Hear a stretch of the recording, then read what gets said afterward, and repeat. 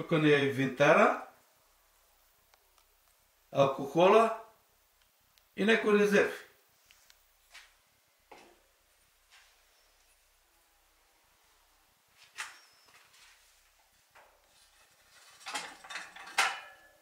Редим тук, нареждаме и вкарваме в печта да се опече.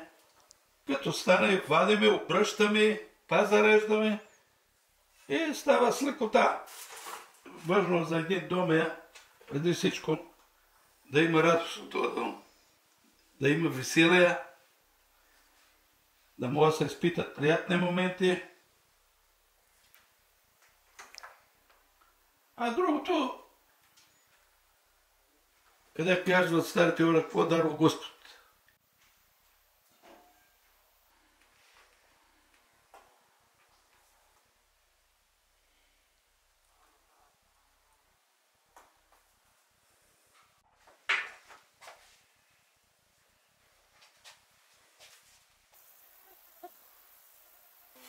Ай, сега ще вземе съчетата.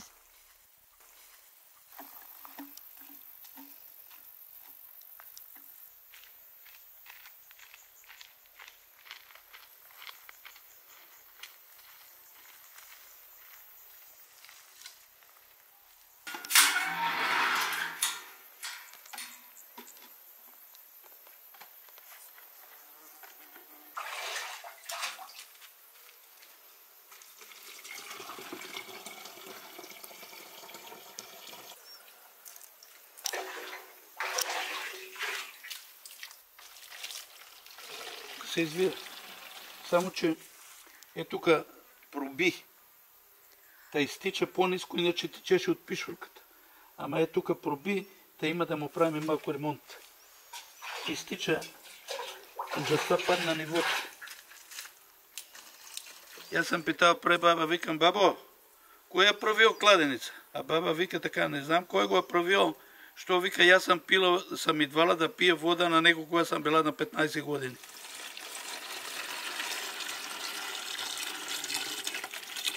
Това, фактически, този кладенец беше направен от камъни. А после стопанство, кога направи овцекомплекс, те го бяха цементирали, а после ние с брат ми го реставрирахме наново. И затова сме написали тази табела, че сме го реставрирали 2010 година.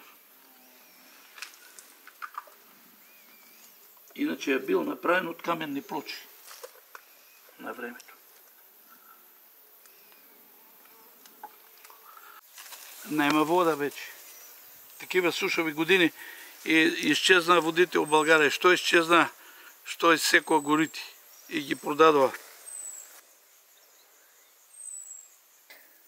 Там, къде има гора, има вода, има чешма, има кладенец. А там, къде няма гора, на оголено место вода няма.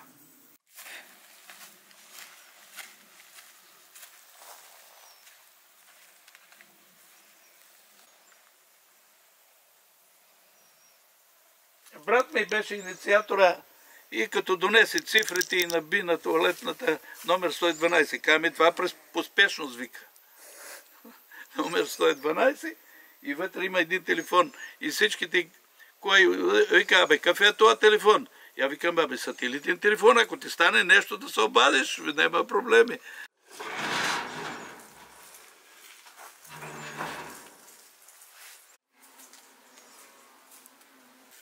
Баба викаше така: да не дава Господ да пиеш сношена вода.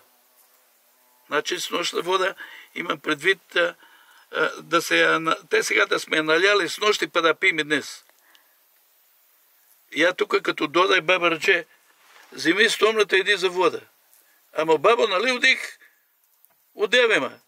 Абе, маре та от зарашна, бе, иди донеси те сегашна вода, пресна. И знаеш ли, чак сега стигнах до убеждението, що ме е казвала така.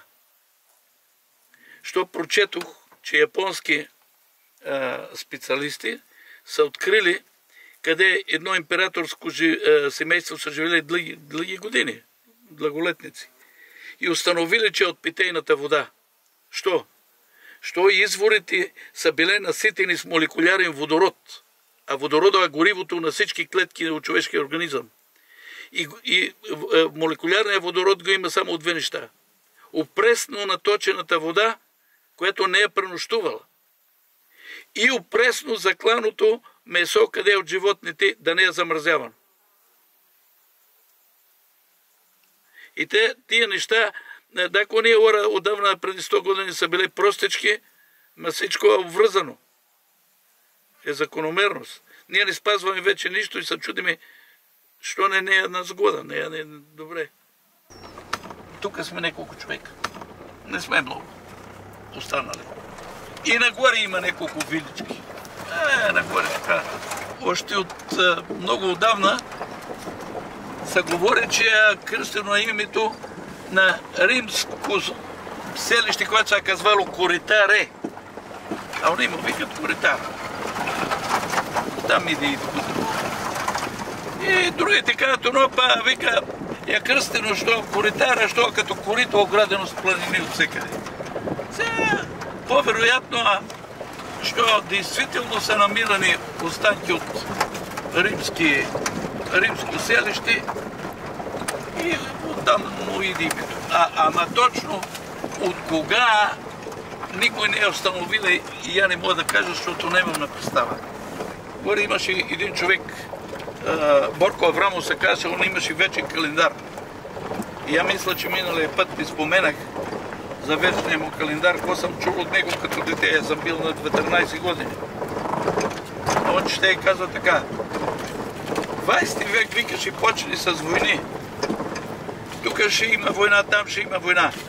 Но викаше, почне една много голема война и ще обхване, вика, 2/3 от света. И ще умрат десетки милиони. И тогава, вика, ще свърши тази голема война и ще настъпи мир за 50 години. Ама, вика, 20 век ще изтече. Ще дойде 21 век. А тук в календара, вика, пише така. 21 век. Века на злоба, омраза, завист. Всеки един срещу всеки, брат срещу брата. Това. И казва, ще има епидемии, ще има природни бедствия, ще има много глад, ще има мизерия.